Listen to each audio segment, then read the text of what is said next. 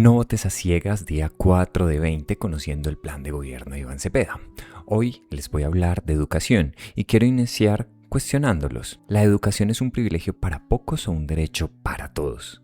¿Cuántos jóvenes en tu familia o en tu barrio terminaron el colegio y se quedaron sentados en la sala porque no había plata para matrícula de una universidad? O peor aún, ¿cuántos conoces que están empeñados de por vida porque el crédito no se alcanza a pagar? Bienvenidos al cuarto episodio.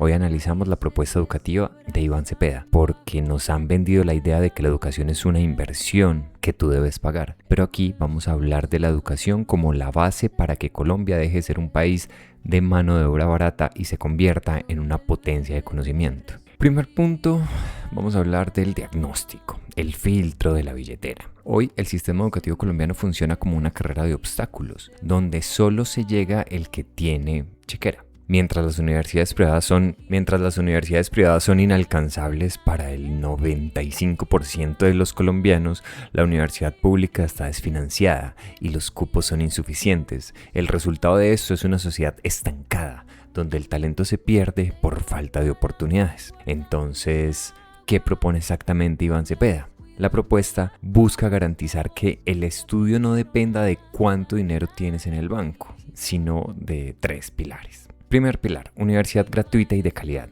Este pilar se centra en la gratuidad de la universidad, en la educación superior pública. No es solo que pagues matrícula, sino que el Estado financie la base presupuestal de las universidades para que puedan ampliar sus cupos, contratar más profesores y mejorar sus laboratorios. El objetivo es que pasar a la universidad pública sea una cuestión de mérito y no un milagro por unos cupos limitados. El segundo pilar se trata de la transformación del ICETEX.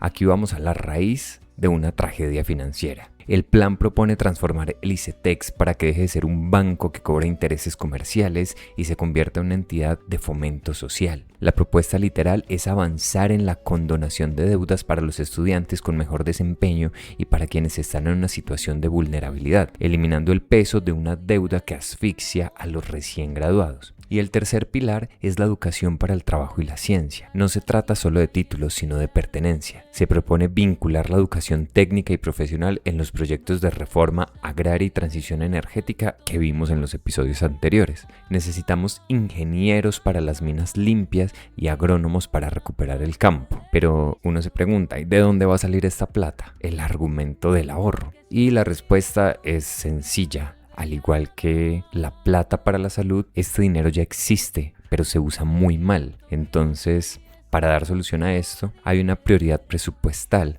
reorientar recursos que hoy se pierden en la burocracia o en sectores que no generan desarrollo humano, y una parte de eficiencia que busca dejar de subsidiar la demanda, dar créditos para que la plata termine en universidades privadas. ¿Qué pasa? Que hoy en día se siguen dando créditos para mandar a los estudiantes a universidades privadas, mientras que se podría usar esa plata directamente para que este estudiante vaya a una universidad pública de calidad que oferte ese mismo programa. Es mucho más barato y más eficiente fortalecer lo público que pagar intereses a los bancos privados. El contraste, el modelo de la deuda externa. Aquí es donde comparamos. La oposición, con figuras como el candidato innombrable, defiende un modelo donde la educación sigue siendo una mercancía.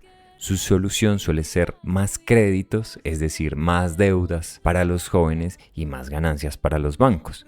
Este man propone que un joven de 18 años empiece su vida laboral debiendo alrededor de 50 a 100 millones de pesos, y esto es condenarlo a la miseria financiera desde el primer día de graduado. Mientras ellos quieren inyectarle más plata al negocio de los créditos educativos, otro agujero negro similar al de la salud, Cepeda propone inyectarle esa plata a los pupitres, a los libros, a los salarios de los profesores.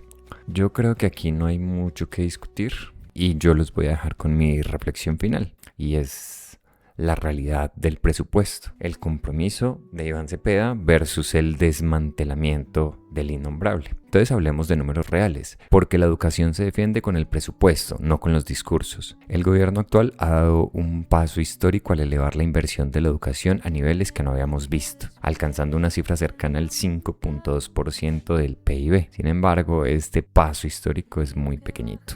Entonces imagínense cómo estaba la situación antes. Pero con este paso se ha permitido que hoy hablemos de infraestructuras en colegios rurales, de la política de gratuidad que ya beneficia a miles de estudiantes de universidades públicas. E Iván Cepeda propone no solo mantener este camino, sino profundizarlo para que la educación sea el motor de la transformación nacional. El contraste con la propuesta del innombrable es alarmante. Su planteamiento se basa en el recorte, en reducir esa inversión bajo la excusa de austeridad, lo que llevaría a la educación pública a una quiebra técnica y funcional. Reducir el presupuesto educativo es en práctica cerrar las puertas de las aulas a los pobres y ensanchar una brecha de desigualdad que hoy en día ya es súper dolorosa. Mientras Cepeda ve en la educación una inversión para el desarrollo, la otra visión ve la educación como un gasto que se puede recortar para favorecer los intereses de no sabemos quién. Dejar caer la educación pública es condenar al país a un ciclo eterno de mano de obra sin calificar y lleno de falta de oportunidades. Entonces yo les pregunto, ¿qué prefieren? ¿Un país que invierte en cerebros o uno que recorta el futuro para disque cuadrar acá? Miren, la pregunta no es si hay plata para educación. La pregunta es en qué bolsillo queremos que esta plata termine. ¿En la infraestructura de las universidades, de los colegios, de las escuelas, en el pago a los profesores y en el beneficio de los estudiantes? ¿O queremos que esta plata termine en los bolsillos de quienes quieren privatizar hasta nuestro derecho a aprender? Votar por Iván Cepeda es asegurar que el presupuesto de educación siga creciendo y no regresemos a las épocas donde estudiar era un milagro para los que no tienen nada. ¿Queremos una juventud que salga a innovar y crear o una juventud que salga a trabajar solo para pagar intereses a un banco? ¿Ustedes tienen una deuda en el ICETEX que parece que no van a lograr pagar nunca? ¿Alguno de ustedes tuvo que dejar de estudiar porque no podía pagar la fotocopia o el transporte? Deja tu historia en los comentarios, porque esa historia es la razón para que este plan de educación gratuita planteado por Iván Cepeda se convierta en una urgencia nacional. Por eso la importancia de salir el 21 de junio a votar, porque esto no es simplemente una elección común, es un acto de defensa propia.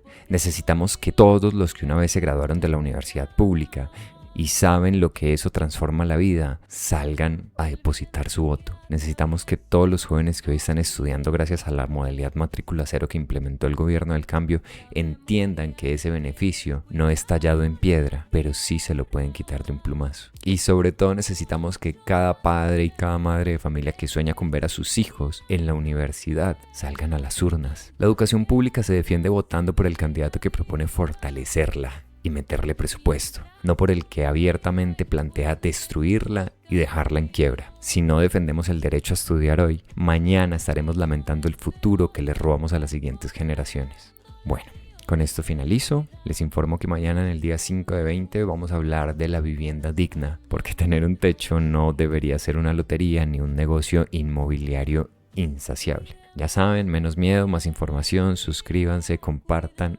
este episodio con alguien que aún no haya decidido su voto y nos escuchamos mañana.